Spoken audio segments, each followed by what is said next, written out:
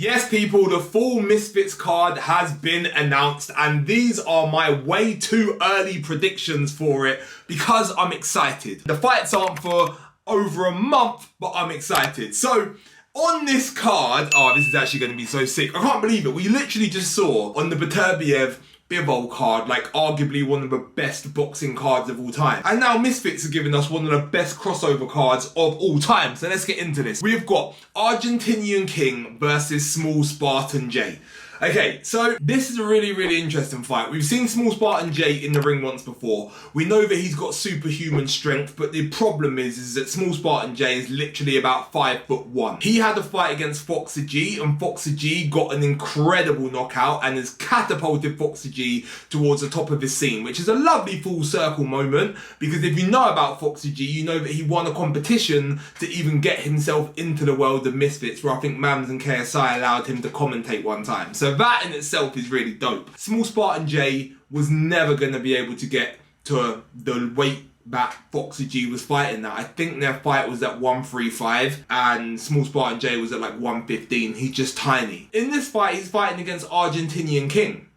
Now, in Argentinian King's debut, he didn't look like the best boxer in the world at all. But he was definitely game. He's been very vocal about him training on a consistent basis and really wanting to be in this scene. I think Jay is going to be more fundamentally sound than Argentinian King, and I think Jay will be stronger as well, but I just don't know how much weight Jay can put on and remain fit. Do you know what I mean? Like, if he gets too far above his natural weight, I'm just like, how are you going to be able to cope with this? Honestly, I would love to see Small Spartan J win this fight. Like, I've got a lot of time for Small Spartan J. I think he's a legend. And if I think he could fight people of his own weight, I think Small Spartan J would just destroy everybody. He's going to be fighting somebody 20 pounds heavier than him by the time they get in the ring. It's not just what they weigh in at, it's what they rehydrate to as well. I think just based on sheer size that probably Argentinian King wins. Next up, we've got Joe Laws versus Hardy Ben. Now, Joe Laws is somebody who belongs in our world. He's a professional fighter,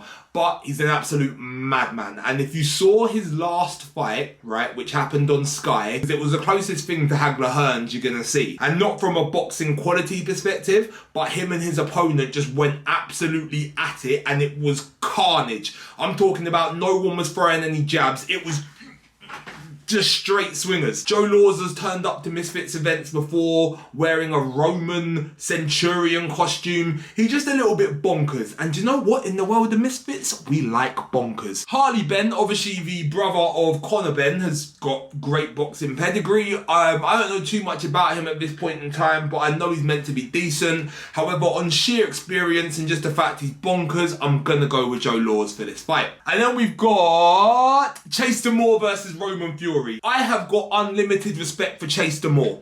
Chase Moore doesn't duck smoke from anybody.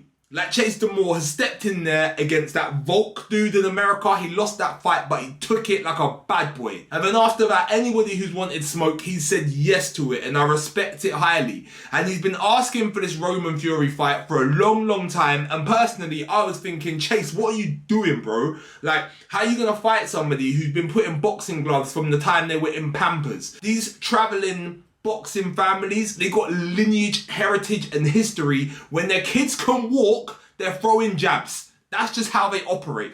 And the fact that Chase Moore has been hunting this fight and chasing this fight and he wants this fight, you have to big him up expeditiously. When it comes to the fight itself, in reality, I have to look at Roman Fury as being the winner at this moment in time. Next up, we have Waleed Sharks versus who I was just talking about, Fox the G. Now, this fight, again, I think is going to be so intriguing. Waleed Sharks is one of the best fighters in our scene, in my personal opinion, and his fights against Dean the Great, chef's kiss. If you are a purist and you love boxing, what you saw with those two was a great display of boxing. It had all of the needle, all of the narrative, and all of the fun that we love in the Misfits world, but there was also great boxing on display as well. Now, Foxer G kind of came from nowhere when he knocked out Small Spartan J.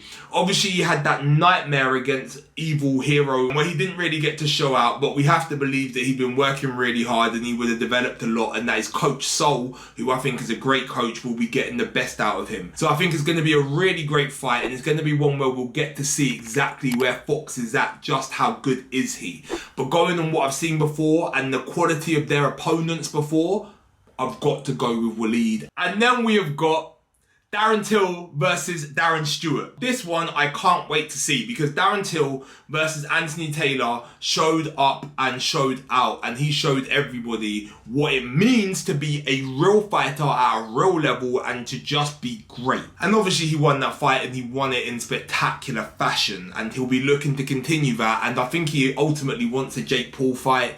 You know, he wants to take out the top dogs in the scene, and that's what he's gunning for. But whilst that's what Darren Till wants, and it may be what Darren Till and his team expect of him, Darren Stewart is not going to be a pushover. Like, this is a guy who is seasoned with fighting as well. This is somebody who physically is going to be just as imposing as Darren Till is, and it's somebody who lives, breathes, drinks, eats this combat game. Now, obviously he's not a boxer, but the man fights, and he's actually coming out of the Shoot Fighter gym, and I can say firsthand, everyone in that gym trains their absolute butts off. People may be laughing at JJ about the star jumping thing, but to do that for 8 rounds against a Tommy Fury, you have to give it credit. And even me, I'll be honest with you, against Tristan, I got clocked with a couple of shots in that, and if it wasn't that I was so fit, I might have been in more trouble. He's definitely going to come into this very prepared and very fit, and he's going to be able to give Darren a hard time as well.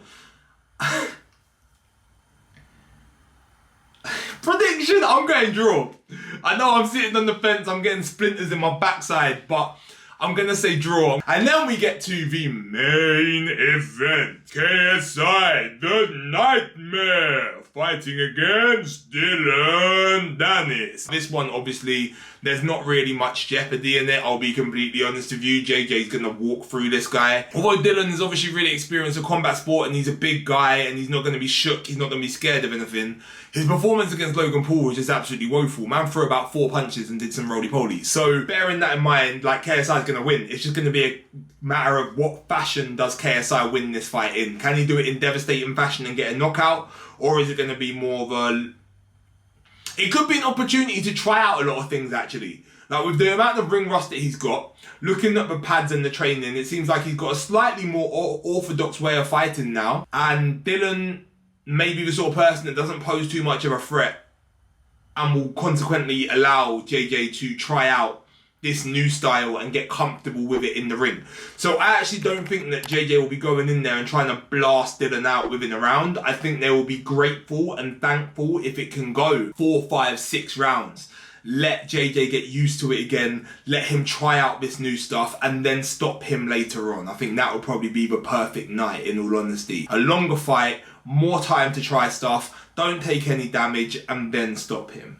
So, yeah, guys, that is my way too early predictions. Let me know what you think about those predictions and how you feel like these fights are going to go down. I'm really looking forward to actually digging into these and actually doing like some proper analysis, watching their footage as well. But that's for another time. I can't wait. Listen, the DAZN are spoiling us at the moment because, yeah, between that Riyadh season card, Beterbiev Bivol 2 and this Unfinished Business on March the 29th. Wow. Peace, love, comment, subscribe. I'll see you all soon.